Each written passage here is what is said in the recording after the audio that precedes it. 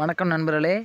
இன்றைக்கி நாம் என்ன பார்க்க போகிறோம்னா, ஒரு ஆண் நாய்க்குட்டி விற்பனைக்காக வந்திருக்கு. இந்த நாய்க்குட்டியோட தகவலை தான் பார்க்க போகிறோம். இந்த நாய்க்குட்டி என்ன ப்ரீடுன்னு பார்த்தீங்கன்னா, ஜெர்மன் ஷெப்பர்டு ப்ரீடு. இது உண்மையிலே அந்த நாய் வச்சு வளர்த்தவங்களுக்கு தெரியும். இது ஒரிஜினல் ஜெர்மன் ஷெப்பர்டு ப்ரீடு.